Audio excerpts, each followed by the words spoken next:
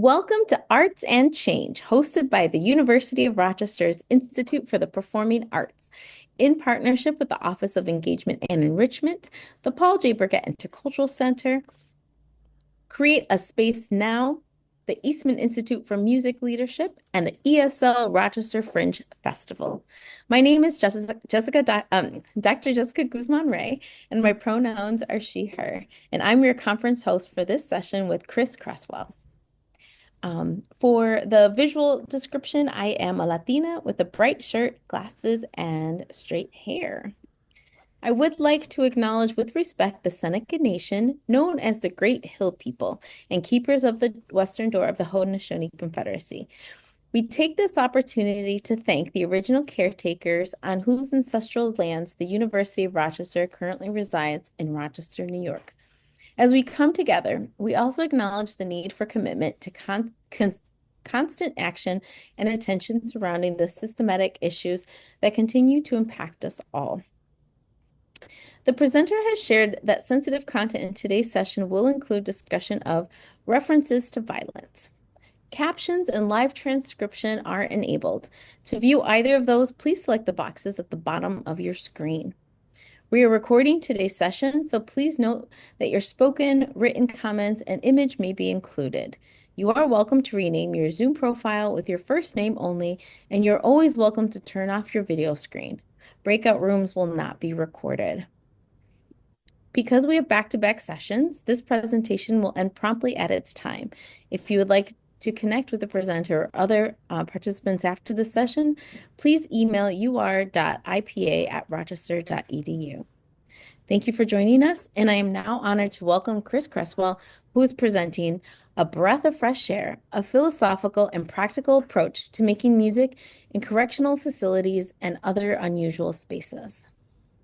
Thank you so much. It's a real honor and pleasure to be here. My name is Chris Cresswell. I am, for the visually impaired, I am a white man with a shaved bald head, unfortunately.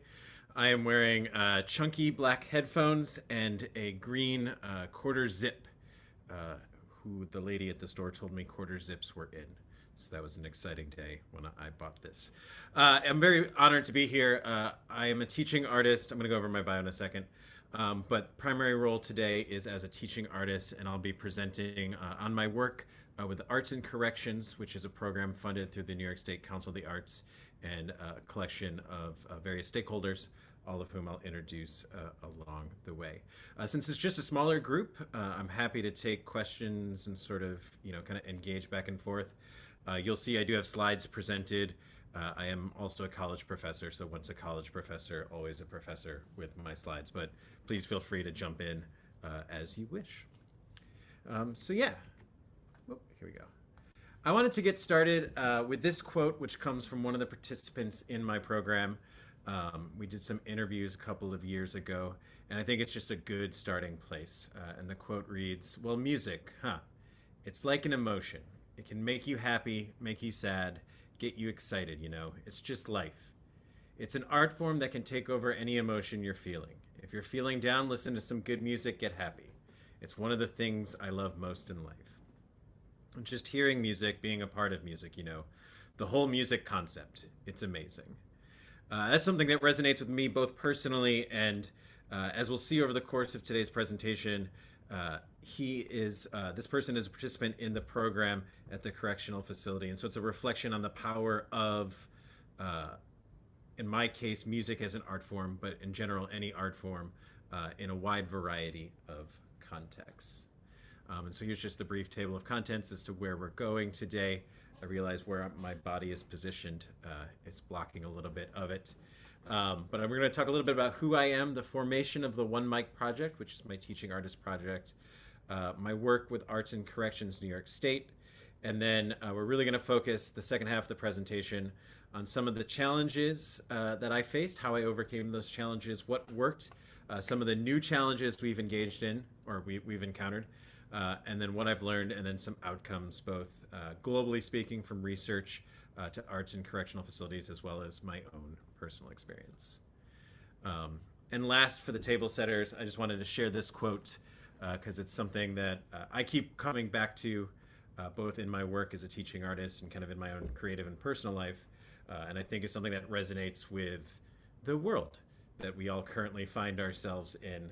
Terry Tempest Williams is one of my favorite authors, and their book, Finding Beauty in a Broken World, it was written right after 9/11, sort of Terry Tempest Williams coming to terms with, the experience of living through 9/11. But I found this resonates both on a micro and macro level. Finding beauty in a broken world is creating beauty in the world we find. For me, we find this beauty through relationships with people, in place, with other species. Integrity is the word that comes to mind. Integrity and presence. And so with that, I just want to sort of more formally introduce myself. My name is Chris Cresswell. As I stated at the beginning of the presentation, I am a composer and sound artist is my own personal artistic practice. I tend to veer towards the experimental, although I did start my creative life writing and recording kind of more traditional songs. That's going to come into play as we talk about the music that we end up creating as part of this program. It really pushes me outside of my own boundaries and limits. In addition to my work as a teaching artist, I'm a lecturer, adjunct lecturer at Onondaga Community College and Syracuse University. I'm a radio host, teaching artist, which is my work here. And then I've mentioned this a couple of times, but as of 12 days ago, I am a new dad. So that's what I'm spending a lot of my time thinking about these last couple of weeks. I've made this joke a few times, but this was supposed to be the last presentation before our son arrived. He had other plans. I made the joke to my mom that I think I'll never be in control of a decision again, and she just laughed. So that's disconcerting, but that's not what we're here for. My teaching artist project stems from One Mic Project is the name of my teaching artist work, or the name I've given to it, and it really stems from the experience I had over a decade ago working at a summer camp out in Michigan. I worked at a summer camp, and there are some photos here. In Lake of the Woods and Greenwoods is the name of the summer camp in Decatur, Michigan. And they spent tens of thousands of dollars to build a recording studio in a non-music focused summer camp. It's sort of a regular summer camp. They have horseback riding, canoeing, swimming, all the things you find at sort of summer camp. And then they built a recording studio in 2014, and they handed me the keys. Which was a really incredible experience for me, getting to live and work inside a recording studio. I ended up working there 5 summers in a row, and then I came back for a 6th summer a few years ago. It also really opened up for me this idea that talent is everywhere and opportunity is not. And one of the things I learned most working in this program is, and what I loved most about it, is that it was not a music specialist camp, but rather just a regular summer camp, as I was saying. And so kids could sign up to write and record songs and then go ride horses or do whatever they do. We were just another activity. And it really, again, opened up this idea that talent is everywhere, opportunity is not. I'm about to share a short clip. I did block out some of the video just for privacy's sake. But this is a young camper who was writing and recording her own song. She'd never recorded her own song before, and we'll hear in the video just how incredibly talented she is. She's playing the piano, and again, just sort of the opportunity we find.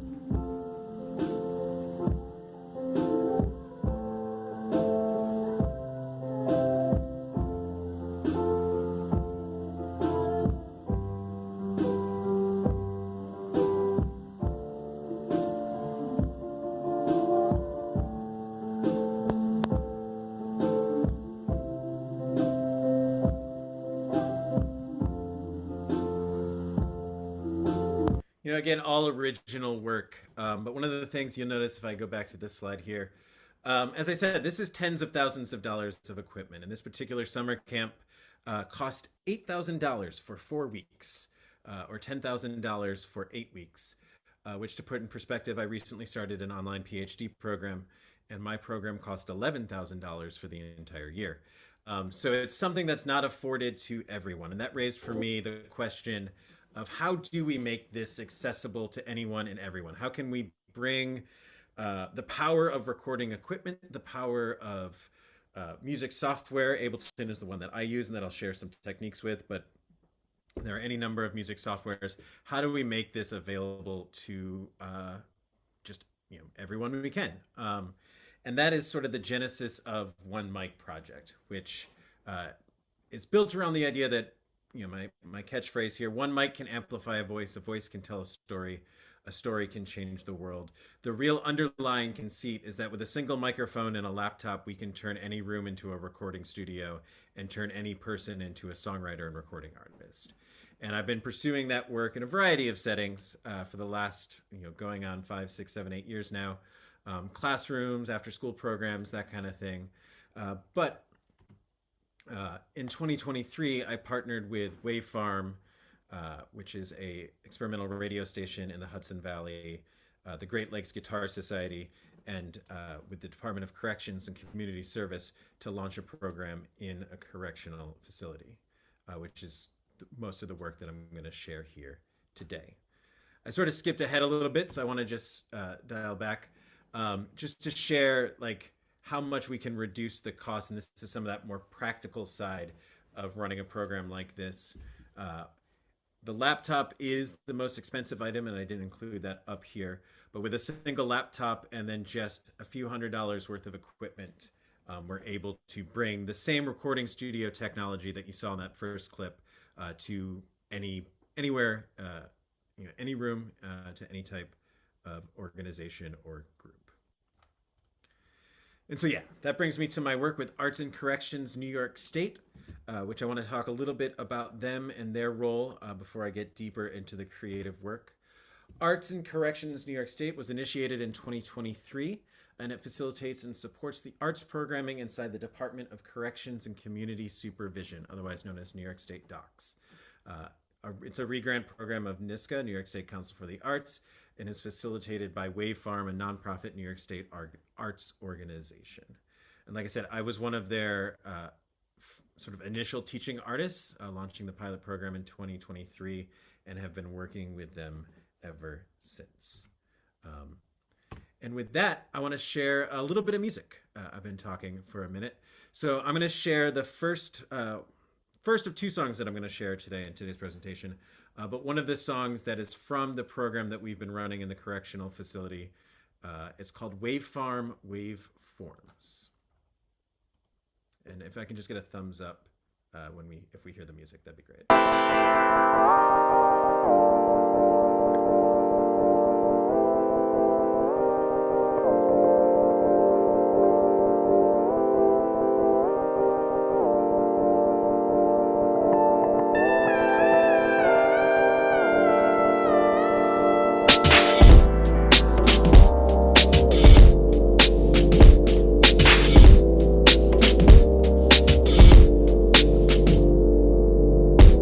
This is a breath of fresh air, a feel-good music, so handled with care. Not what you're used to, therefore it's rare. You're saying to yourselves, this is it right here, yeah. Pick your heads up, everyone look alive. To defeat failure, continue to try. Once you succeed, you'll feel a natural high. And when you're alone, the same rules apply. Look in the mirror and ask, who am I? Before you answer, just let that reside. Let it marinate in your car and just ride. But take your time, there's no traffic, just drive on. I can see clear, the rain's gone. When the night falls, the light stays on. This for one night, I don't plan to stay long. Everybody take a trip with me through the waveform. Waveform, waveform. When I brainstorm, you can see my waves form. It's Tat G and Mr. C, the waveform. And if they can't catch up, just wait for 'em. When I say wave, you say form. Wave, form, wave, form. When I say wave, you say form. Wave, form, wave, form. Ladies and gentlemen, walk with me. If you see me out and about, come and talk to me. You enjoying yourselves good, how supposed to be. And remember, the best things in life are always free. Euphorically, speaking from the lowest key. You can tell by the vibe, this not a war with me. The flow is heat. I'm hoping that you all can see within yourselves and give back historically. Yes, I'm thinking different, my children reads me well. They want to see me win instead of seeing me fail. My mother and I was laughing on the phone. She tried to hear me talk about trucks and CDL. I told her, with my vision, we're gonna change our area. Stage performances, different hysteria. Shout outs to all my teachers and instructors. The inspiration leads me to drive my point across America. I can see clear, the rain's gone. When the night falls, the light stays on. This for one night, I don't plan to stay long. Everybody take a trip with me through the waveform. Waveform, waveform. When I brainstorm, you can see my waveform. It's tag G or Mr. C, the waveform. And if they can't catch up, just wait for 'em. Waveform, waveform. When I brainstorm, you can see my waveform. It's tag G or Mr. C, the waveform. And if they can't catch up, just wait for 'em. When I say wave, you say form. Wave, form, wave, form. When I say wave, you say form. Wave, form, wave, form.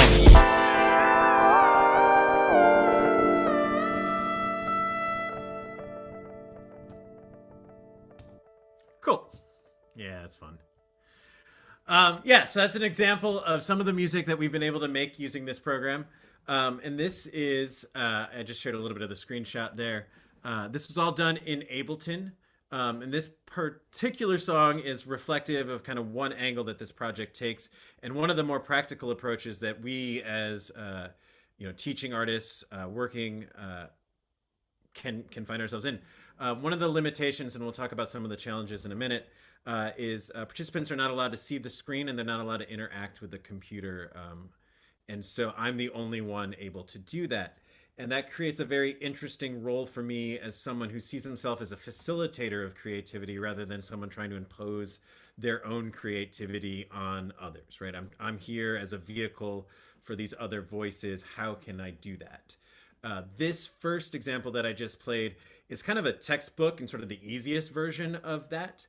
The participant that you heard rapping and performing, he had experienced songwriting before he came into the program, so he came in with a certain amount of knowledge and also a certain type of working habit. He just wanted a beat. And, once he had a beat that he liked, then he just wanted to listen to it over and over again while he worked on the lyrics, which is fun for me, right? This is not a musical world that I typically play in, but it's one that I'm able to. And it's a lot of fun to engage with. And so we just went back and forth until we found, he was an old school kind of 90s boom bap. Not comfortable calling the 90s old school, but alas, here we are. Old school 90s boom bap, kind of beat. He just asked for something in that style. I kind of came up with this, and then we made some changes along the way. But it was really more of that. I'm a guy making beats. He's a guy writing lyrics and rapping over those beats. The second example we're going to take a look at has a lot more kind of back and forth creativity, and I'll talk a little bit about how I did that to give hopefully some advice or some tips or just some perspective for others who may find themselves working in similar programs. Cool. So that gets us to the programmatic challenges of a program like this. And I'm going to just unshare my screen real quick and then share it without me blocking, because I realize I'm going to block my bullet points every single time. So give me 1 second. Wait. Oh, I can move the guy. And now I'm on the other side. This is an exciting day. Oh, but I shared the wrong screen. Sorry. That was my cat. All right, now I'm where I want to be. Cool. All right. So some of the programmatic challenges. One of the biggest, I've divided these up into programming challenges and then musical challenges because I think they both provide different perspectives. From a programming perspective, we're navigating multiple stakeholders with varying interests and degrees of buy-in. So I'm a teaching artist. I believe in the power of the arts. I assume at a conference labeled Arts and Change, all of us are here because we believe in the power of the arts to be transformative in the world. That's our thing, right? Not everyone has that buy-in, or not everyone has that to this, that buy-in to the same degree. And I think one of the more interesting, this was a true partnership between myself as a teaching artist. This is a program that I fully developed, but I'm not a nonprofit. So I had to partner with a nonprofit that was re-granted funds from Wave Farm, which was re-granted funds from the New York State Council on the Arts. So there's already a series of stakeholders in place there. The second set, and the more interesting complex set, was the various degrees of stakeholders within Docs itself and the participants themselves, and making sure that I was able to honor creativity while following rules, while engaging in meaningful programming. And so there was just a lot of, for lack of a better phrase, a lot of politics to navigate in terms of all of that. I navigated it by being me, which is like, I do my best to be kind and sort of assume the best of intentions with everyone, but also just trying to understand and be humble. I think the real big thing when working in a facility like Doc's, is maintaining that sense of humility because there's just so much going on beyond your control. The other couple of big challenges related to this program in specific, or in particular, was we were in a single shared room with about 6 to 8 participants, depending on the day, depending on the class. And so we had to really, it was a real divide and conquer situation where I would have some students in one corner working on their songs quietly, maybe just working on lyrics while I was recording so we wouldn't hear background noise. We sort of naturally divided into people who were more oriented towards like R&B, hip hop, pop stuff, which was all really electronic based. So sometimes we could use headphones to have them listen to a beat while people were working on guitar music, that kind of thing. So there was just a real sense of having to navigate that space.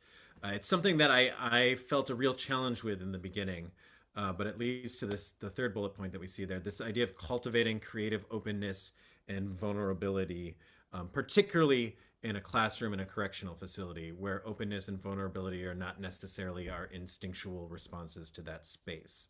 And one of my favorite ways to do that, and I'm going to ask us all to do it in a second, is this little mini exercise. So in a second, I'm going to ask you to all turn your mics on. But before I do, this is how I start off the first day of all of my classes when everyone around me is pretty nervous, when I'm pretty nervous. We're all about to make music in front of each other.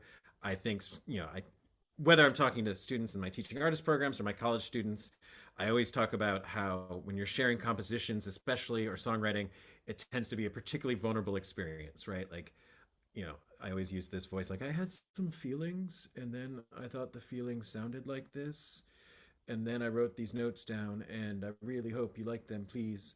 Right? We all kind of have that sense of trepidation. I still have it when I'm sharing a new piece of music. And so here's how I address that. I address it head on first day, and I'm going to ask us all to do it in the room. In just a moment, I'm going to count to 3, and I want us all to turn on our microphones and make the ugliest sound we can imagine. What is the ugliest, the worst sound that you can make? Does that make sense? Thumbs up. So on the count of 3, we're all going to turn our mics off, or I'm sorry, turn our mics on, and make a really ugly sound. 1, 2, 3. And stop. Great. Every sound we make from this point forward will be better. And there we are, right? And I can see Dr. Guzman laughing. I'm hoping everyone else who has their cameras off are also laughing. It's a goofy, silly exercise, and I've seen it work with kids, and I've seen it work with adults. And so just addressing that vulnerability. And then I was particularly impressed with the amount of respect that everyone gave everyone else. The classroom became a real honored space in terms of we are here to do this thing. We are here to be creative together. And people were very willing to honor each, I worked very hard to make sure everyone had, a reasonable amount of time and a fair amount of time on any given class. But everyone was very understanding of that. The other big challenge, is the screen limitation, which I'm going to talk about in a second when we look at a second project, which I believe is the next, the musical challenges. So yeah, some of the musical challenges, and if there are any musicians in the room who are interested in running a program like this, I find this works both in the correctional facility setting that I'm talking about, but also in classroom settings when you're working with non-musicians, generally speaking. The first one that was kind of the biggest sticking point for us was lyrical content and really coming to terms with wanting to honor the reality of the lived experience of participants while at the same time maintaining certain standards that we had to maintain as part of the program. And luckily, I had really good partners who were all, very understanding and able to talk through that. But again, that was just a lot of back and forth between me and the various stakeholders, coming to an understanding of what was acceptable, what was possible. I had to stand up, and kind of say the sentence I just said here, which was, I want to make sure we're honoring truth and we're not simply whitewashing an experience so that we feel good about ourselves, but we're not honoring the reality that we may be experiencing, or that our participants may be experiencing. And overall, I found, we found a nice middle ground for that. The second big challenge as a musician was the wide range of musical experience and musical tastes that I was engaging with. As I mentioned at the start of the presentation, I tend to make experimental, classical, ambient, noise-based sound art things. It's the best description I have for it. And that is clearly not what we're making here. We're making a lot of hip hop, we're making a lot of pop music, country music, rock music across the board. Which, as a musician, I found that to be just a wonderful way of exercising my musical skills. I always use the metaphor. I used to work in a sandwich shop in college, and I don't like roasted red peppers because they give me heartburn. But if you want roasted red peppers on your sandwich, I'm more than happy to make you a sandwich with roasted red peppers on it. And that's my approach to music making in this scenario. I'm really a facilitator for other people's visions, and I'm able to execute or use my musical skills to execute these other musical ideas. And as a musician, I think that's just like a really fun challenge that if you're a musician, I would encourage you to take on. I encourage my composition students to take that on, even if they're not running an teaching artist program, just to better develop their own musical skill set. The real big challenge was a lack of shared musical language, by which I mean a vocabulary for speaking about music. And we're going to see that in a second. Participants weren't able to look at a screen. They were able to play a small keyboard. I would have to choose the sounds for them, and we'd kind of go back and forth that way. But they weren't able to kind of use the drum roll to build out beats or various things like that. I had to do that. So that meant we had to find a shared language to talk about musical ideas. And I went to music college, so I have a very technical set of what this is a 4x4 measure, and these are quarter notes and eighth notes, and these are how the technical terms of music work. And a lot of the participants, both in this program and the summer camp programs and many of the programs I've run, don't necessarily have that the technical language to describe the musical ideas that they're trying to express, which I'm a firm believer means their musical ideas are still extremely worth expressing. And so we had to work through those barriers to find that shared language. A lot of time that became a very nuanced situation between me and individuals where I was able to learn what they meant when they said, I want a moment. A moment meant 4 bars, right? Or whatever the case may be, right? But learning kind of the shared language and developing that shared language. And then over the course of the program, we've run it for a few years now.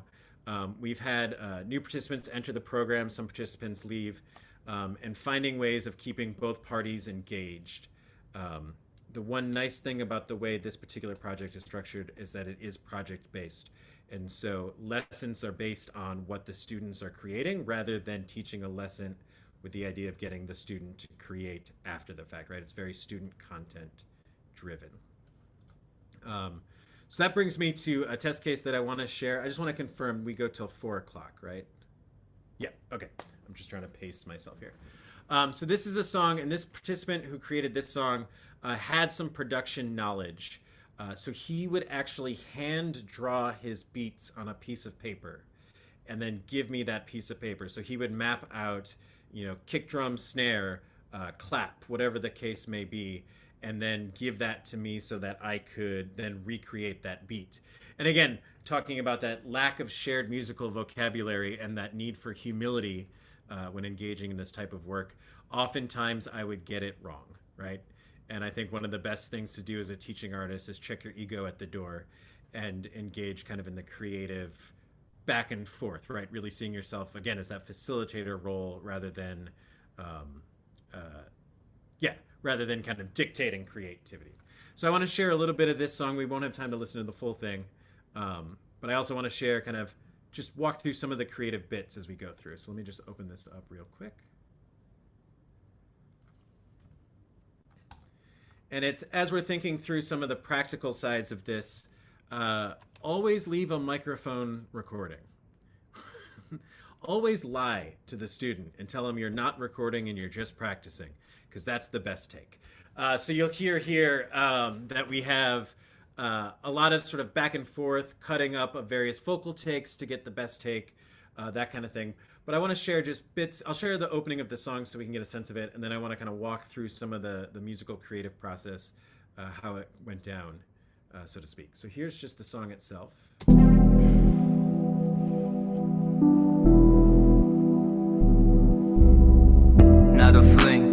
never pressing for a ring. In the Dodge, bumping Kevin Gates, one thing. Fresh off her papers, forward motion. She permitted for conceal. Billie Jean, let it sing. Flex star, but never really been a flexer. Life stressor, take it by the measure. Keys up on the dresser, Gen 4 and a broken prayer. She loved to watch me when I'm peeling off another layer. I'll be your savior, but don't elevate me to that status. A false idol, you can worship through the madness. God fear, believing in his plan. I leave it in his hands. She said that he made a great man. She a saint, I watch her suffer in silence. All of the trauma that I know she suffered in violence. The world is a cold place, why I keep a cold face. They say better the devil you know, but you know that the devil don't show face. We never say grace, but I keep him in presence. I started with nothing and she started blessing my presence. Blessings and presents, not talking no retail. I give it a world, but girl, it's all in the details. I find everything. I put it on everything. I put it on my last name. I put it on a wedding ring. When I found everything. I put it on my last name. I put it on a wedding ring. I put it on everything. No neon God, I be. And again, for the sake of time, I'm going to pause it there. All of these examples are available to listen to in full, along with a couple of others at artsandcorrectionsnys.org. And I can share that in an email so people have the opportunity if they are interested. And it also shares programs. I'm just one of several programs around New York State. And so they have arts, the artwork from various states, various programs around the state, excuse me. So I just want to share, here is the beat that was drawn out literally on a piece of paper that I then recreated. It's kind of a simple one, but it was, exactly what he wanted. And then we gradually built up some harmonic material around that.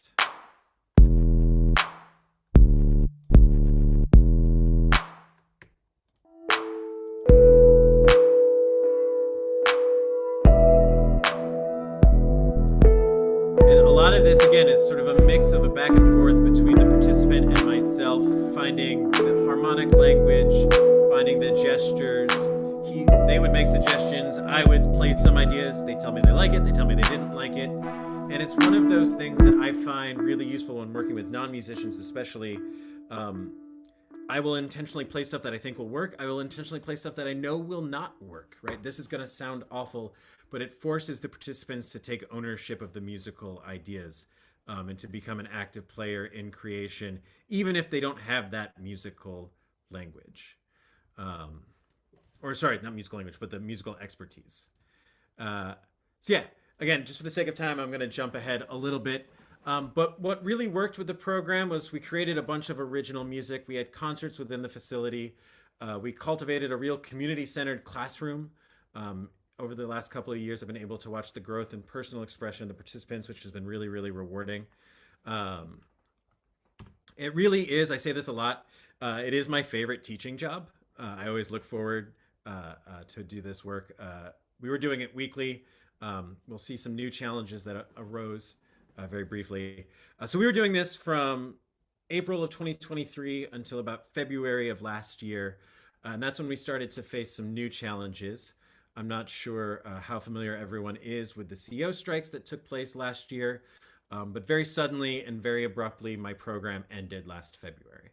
And I thought it was over. It was like this really beautiful thing that I got to be a part of. I just shared some of it with you guys. I loved every second of it. And then it just ended. We kept sort of, I would check in every month to see if maybe we could restart it. And then that kind of just sort of trailed off. And then I got a phone call saying, we want to restart the program. We want to do it virtually. Is that something that's possible? And I'm going to share in a moment how that is possible.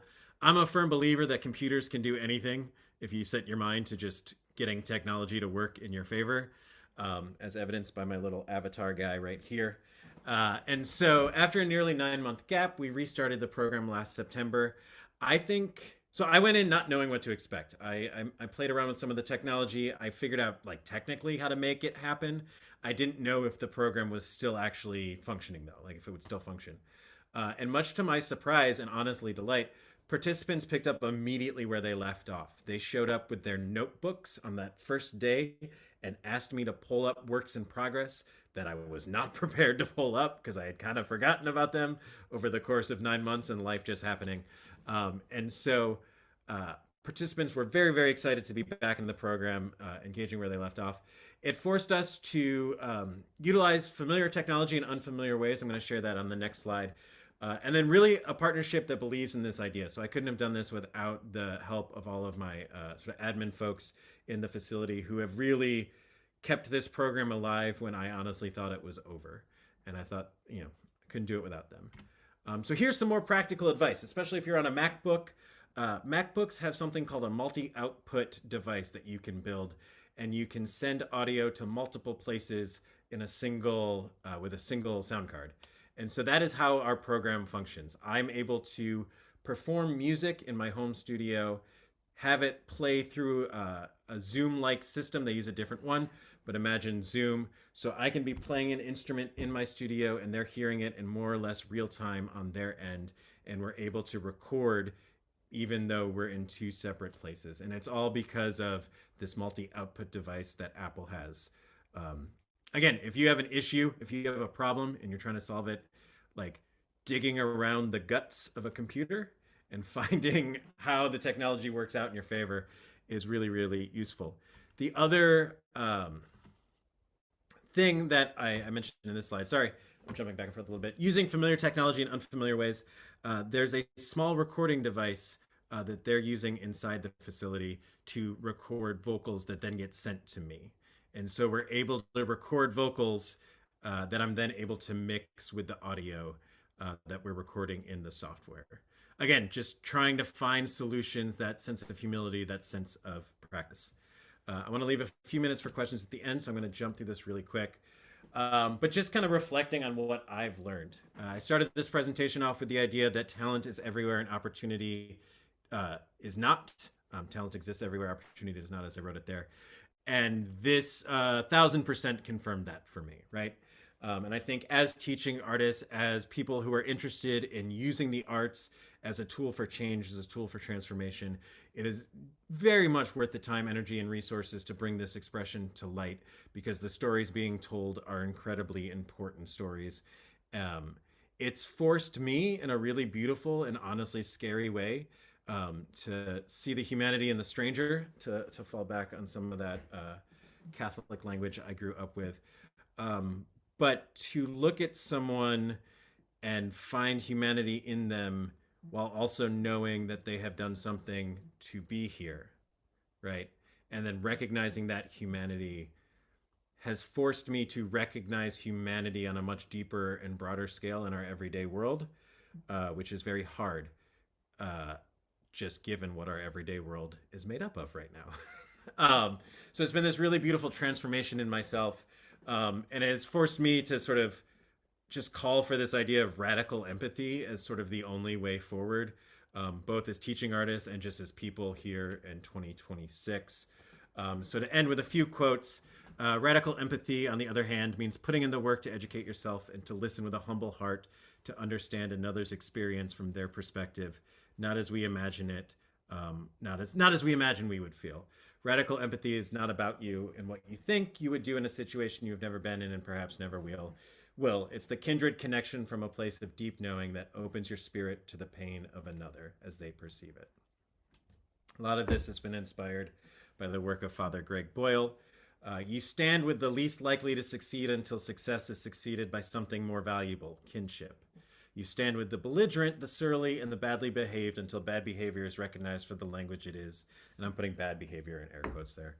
The vocabulary of the deeply wounded and of those whose burdens are more than they can bear. And he's the founder of Homeboy Industries, which is a program in California that gives jobs in various industries at this point to people who are coming out of the correctional system in California. So I want to share, I had some data. We don't have time to get to the data, but I wanted to share just a quote from the participant about their experience in the program. It was very therapeutic. It was very, I would say, it was good to come and have something to look forward to every Friday. And just coming here, I was able to have a relaxing Friday. all week I have class, and just the prison life itself. In the program, I was able to take a break from all that by entering these doors. It was amazing. And again, I'll share my slides and the video will come up and we can share this because I want to save a couple of minutes for questions. But this is the conclusion of the American for Arts report on arts and corrections. Harnessing the transformative power of the arts to reimagine justice itself is essential for strengthening the future of our communities. And then I will end with this from the same participant because I think it's good advice for those of us who are musicians, those of us who are teaching artists, those of us who are just, again, alive in 2026. Keep going. Write every day, get out and write some more. Every chance you can, write more. You want to record more. You get an idea, follow that idea. Don't give up on anything you want to do or anything you dream about. Anything you got in your mind that you think is achievable. If you believe you can or you can't, you're absolutely right. So that's my program. It's one mic project, some of the work that we've been doing. If there are any questions or any thoughts or anything anybody wants to jump in with, I will stop sharing my screen.